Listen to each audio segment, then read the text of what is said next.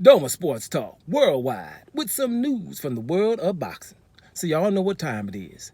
You ain't in a rush to get concussed. Now, after the big heavyweight fight, your Lewis the Real King Kong Ortiz and your boy, Andy Ruiz Jr. Right, it was a good fight, right? And I haven't seen every single round yet, right? Time with time constraints and everything like that. But I've seen enough of it to know that was a damn good fight. We had 3 knockdowns from Lewis the Real King Kong Ortiz. And Andy Ruiz, even though he had 3 knockdowns, that's still a close fight. So that means, both of them can still live to see another day and fight on. I know with Ortiz being so old that we probably don't think that. And that brings me to my point. My point is, some fighters, hey, it's going to be different. In the heavyweight division, we got a lot of people that's been knocked down. I ain't going to say out, but down. And let's start with Lewis the Real King Kong Ortiz, because that's my boy.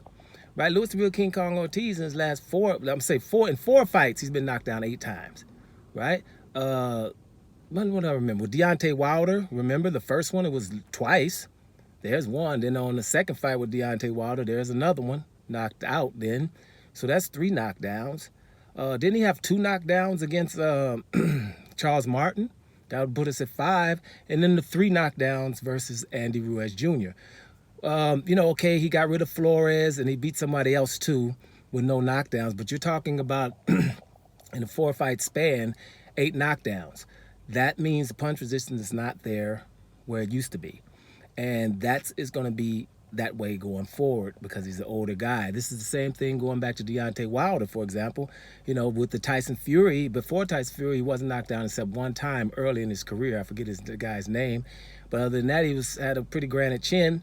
But because of Tyson Fury, and I'm going to try to leave the cheating much out. But that was my issue. Once you get cheated like that and you get knocked down a couple of times, now he's been knocked down, 3 times or 4 times in just those 2 Tyson Fury fights. Meaning, is his punch resistance going to be there? Right? Tyson Fury himself been knocked down on several occasions. By Deontay Wilder, how many times was that? About 3? Steve Cunningham, another one, so he's been, it's not like he got the best chin in the world either, so everybody, in Anthony Joshua, do we even have to talk about him? He's been knocked down, that's the heavyweight Amir Khan. Everybody has been getting knocked out. Dillian White stopped, a couple of times with them uppercuts, if it's Povetkin or Tyson Fury, right? And these Dillian Whites get hurt all the time in the Joseph Parker fight as well. Brings me to Joseph Parker. Joseph Parker was knocked down by Dillian White, although he was already concussed because of the headbutt. So I'd say his chin is looking pretty good, and Joe Joyce's chins are looking pretty good.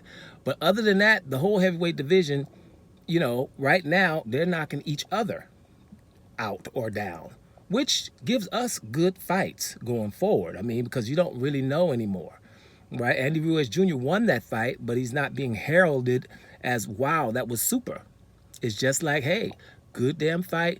Because you had Ortiz down, if you take the knockdowns out of that fight, Ortiz wins that fight. But I don't really like to do that because the knockdowns were there, right? But like I say, these flush punches, not really on top of the head and things like that, and you're going down.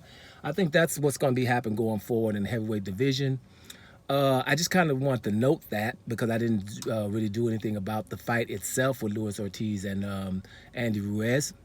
We could talk about what they're going to do going forward, but it just lets me know those first 10 heavyweights, it's good. It's a lot of parity there now because you don't know who's the best anymore.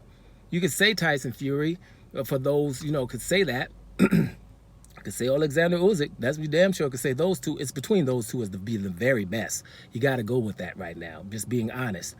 But other than that, everybody else is kind of bunched up together. There's not even one, because even Filip Hrgovic, who we know is kind of like a boogeyman, in his last fight, he was struggling against the big Chinese guy, the Big Bang, right? He was hurt on several occasions. So there's nobody out there who's like, well, he's way better than anybody. You can't touch him. He's never been hurt.